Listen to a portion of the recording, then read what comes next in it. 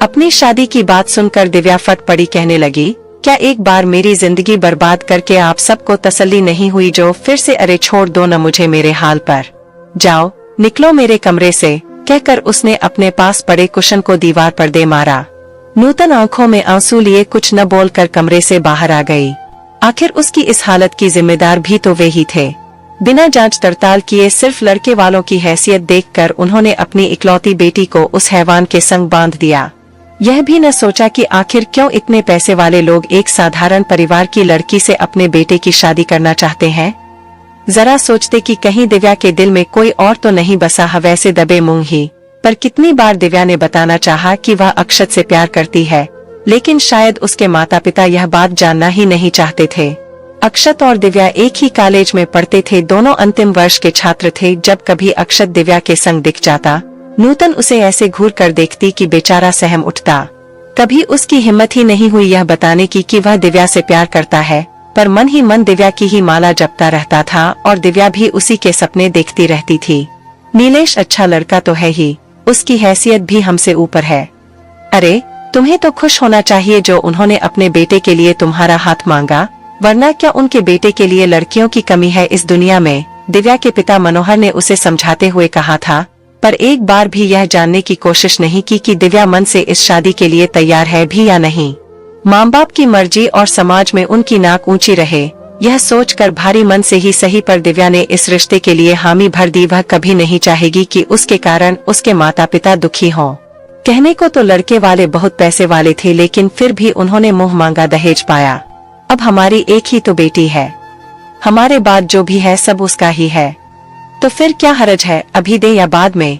यह सोचकर मनोहर और नूतन उनकी हर डिमांड पूरी करते रहे, पर उनमें तो संतोष नाम की चीज ही नहीं थी।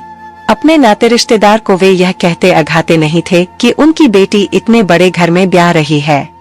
लोग भी सुनकर कहते कि भाई मनोहर ने तो इतने बड़े घर में अपनी बेटी का ब्याह कर गंगा नहा ली। दिल पर पत्थर रख दिव्या भी अपने प्यार को भुलाकर ससुराल चल पड़ी। विदाई के वक्त उसने देखा एक कोने में खड़ा अक्षत अपने आंसू पोंछ रहा था। ससुराल पहुंचने पर नववधू का बहुत स्वागत हुआ। छुई मुई सी घूंघट काढ़े हर दुल्हन की तरह वह भी अपने पति का इंतजार कर रही थी। वह आया तो दिव्या का दिल धड़का और फिर संभला भी, लेकिन सोचिए जरा क्या बीती होगी उस लड़की पर जिसकी सुहागरात पर उसका पति यह बोले कि वह उसके साथ संबंध बनाने में सक्षम नहीं है और वह इस बात के लिए उसे माफ कर दे। सुनकर धक्का रह गया दिव्या का कलेजा। आखिर क्या बीती होगी उसके दिल पर जब उसे यह पता चला कि उसका पति नामर्द है और धोखे में रखकर उसने उसे ब्याह लिया। पर क्यों जानबूझकर उसके साथ ऐसा किया गया? क्यों उसे और उसके परिवार को धोखे में रखा गया? ये सवाल जब उसने अपने पति से पूछे तो कोई जवाब न देकर वह कमरे से बाहर चला गया। दिव्या की पूरी रात सिसकते सिसकते ही बीती। उसकी सुहागरात एक काली रात बनकर रह गई।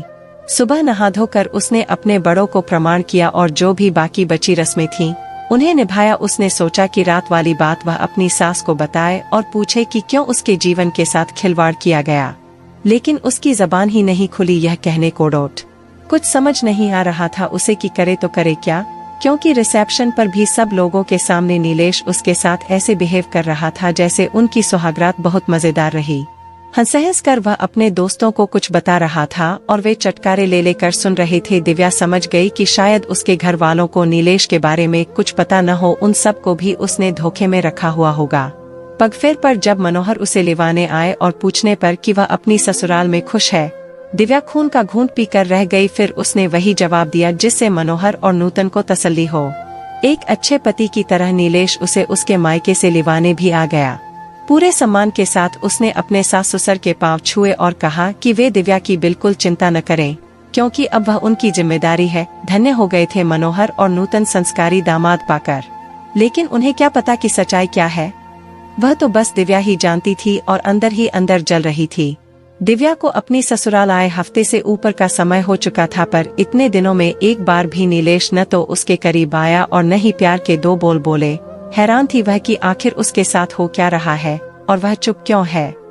बता क्यों नहीं देती सबको कि नीलेश ने उसके साथ धोखा किया है, लेकिन किससे कहे और क्या कहे, सोचकर वह चुप हो जाती। एक रात नींद में ही दिव्या को लगा कि कोई उसके पीछे सोया है।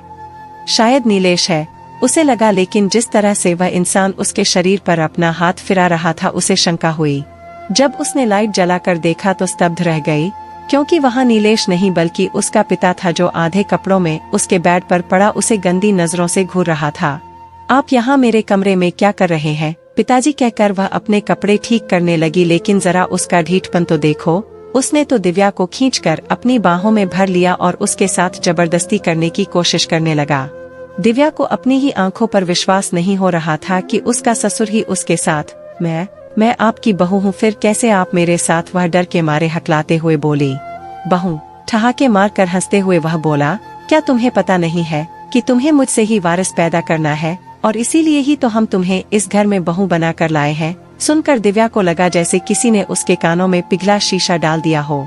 वह कहने लगी, यह कैसी पागलों सी बातें कर रहे हैं आप, क्या शर्मोया बेच खाई है। पर वह कहाँ कुछ सुनने समझने वाला था। फिर उसने दिव्या के ऊपर झपट्टा मारा, लेकिन उसने अपने आप को उस दरिंदे से बचाने के लिए जैसे ही दरवाजा खोला, सामने ही नीलेश और उसकी माँ खड़े मिले। घबराकर वह अपनी सास से लिपट गई और रोते हुए कहने लगी कि कैसे उसके ससुर उसके साथ जबरदस्ती करना चाह रहे हैं, उसे बचा ले।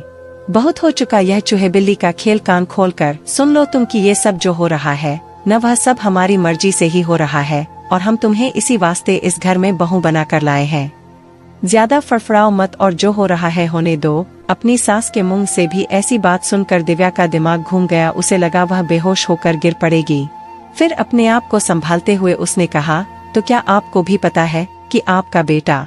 हाँ, और इसीलिए तो तुम जैसी साधारण लड़की को हमने इस घर में स्थान दिया, वरना लड़कियों की कमी थी क्या हमारे बेटे के लिए। पर मैं ही क्यों यह बात हमें बताई, क्यों नहीं गई ये सारी बातें शादी के पहले, क्यों धोखे में रखा आप सबने हमें, बताइए न। चीखते हुए दिव्या कहने लगी, आप लोगों को क्या लगता है मैं यह सब चुपचाप सहती रहूंगी।